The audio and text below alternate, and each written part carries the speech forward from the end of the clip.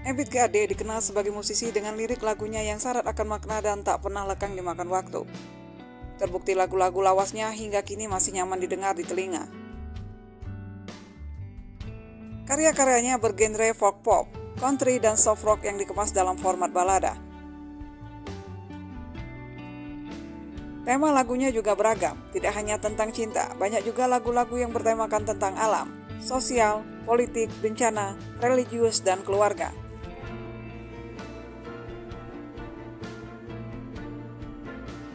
Terlahir dengan nama Abid Gopar pada 21 April 1955. Ia pertama kali belajar gitar dengan sang kakak Ahmad Mukodam, kemudian ketika di Jogja, ia lanjut belajar gitar dengan Kusbini. Karir profesionalnya dalam bermusik dimulai sejak tahun 1979. Saat itu Ebit tergabung dengan Jackson Records. Ia kemudian merilis debut album Camellia 1 yang diproduseri oleh Jackson Arif. Sebenarnya Ebit tidak pernah bercita-cita menjadi musisi ataupun penyanyi. Ia justru bercita-cita menjadi penyair. Namun Tuhan menunjukkan jalan rezeki Ebit di dunia musik. Berawal dari kegemarannya nongkrong bersama seniman-seniman di lesehan Jalan Malioboro, Jogja. Disinilah Ebit kerap bertemu dengan seniman-seniman seperti Eko Tunas, MH Ainun Najib, dan EH Kartanegara. Kebiasaan nongkrong dengan sesama musisi inilah menjadikan Ebit kerap menulis puisi sendiri. Namun ia tak berani membacakan puisi karyanya tersebut. Dia lebih suka melakukan puisi itu sembari bermain gitar. Hal inilah yang mendorong teman-temannya menyarankan Ebit untuk merekam dan menawarkan musikalisasi puisinya itu ke berbagai perusahaan rekaman. Dan debut pertamanya adalah merilis album Camellia. Kemunculan Ebit GAD dengan Camellia-nya memang mengejutkan sekaligus menyegarkan. Mungkin karena kesuksesan album Camellia pertama ini, atau mungkin memang bersambung. Album bertajuk Camellia ini pun berlanjut sampai jilid 4. Walau tidak sebanyak album Nusantara Kus Plus. Ebit pun kian sibuk menjalani rekaman demi rekaman dengan sukses. Sempat juga melakukan rekaman di Filipina untuk mencapai hasil yang lebih baik, yakni saat penggarapan album Camellia 3. Pernah juga melakukan rekaman di Capitol Record Amerika Serikat untuk album ke-8-nya, turut membantu ADMS dan Dodo Zakaria sebagai rekan yang menggarap musiknya. Lagu-lagu Ebit menjadi tren baru dalam khasanah musik pop Indonesia. Tak heran Ebit pun sempat merajai dunia musik pop tanah air di tahun 1979 hingga 1983.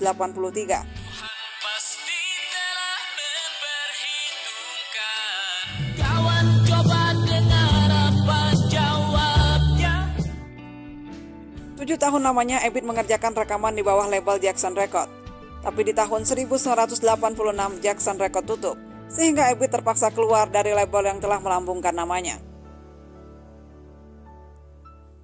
Setelah itu Ebit sempat mendirikan label sendiri bernama Ega Record yang memproduksi 3 albumnya.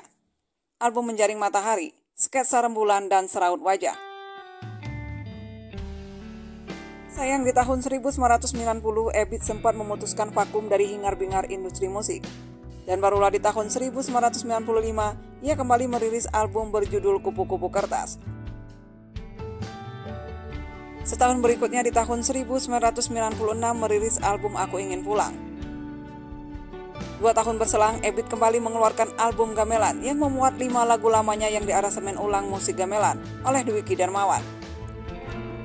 Di tahun 2000, Ebit kembali merilis album balada sinetron cinta. Kemudian di tahun 2001, Ebit mengeluarkan album Bahasa Langit. Dan setelah itu Ebit kembali vakum selama hampir 5 tahun lebih.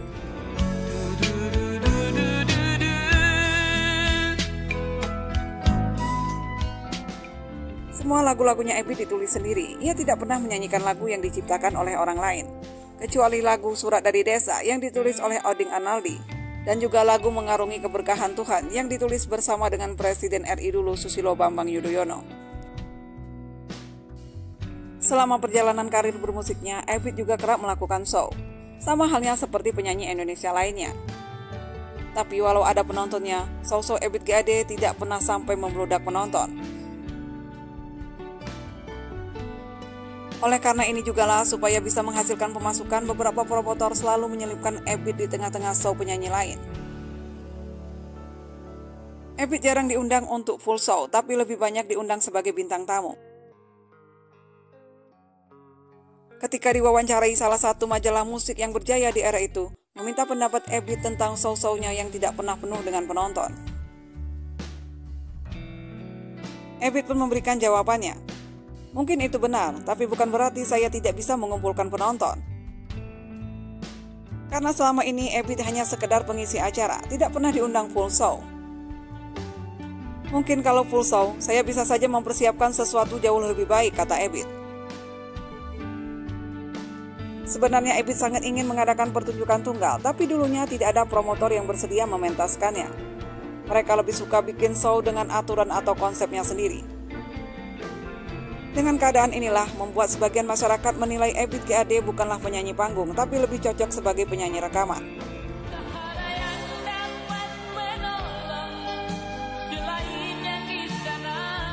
Engkau telah mengerti hitam.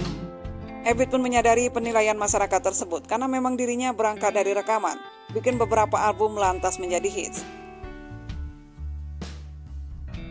Aku pun sadar kalau bukan penyanyi panggung, tidak seperti penyanyi rock yang bisa bernyanyi sambil bergaya, ujar Ebit. Tapi Ebit masih yakin banyak penonton mau melihat dirinya bernyanyi walau hanya sambil memetik gitar, tanpa harus jungkir balik layaknya Ucok Arahap.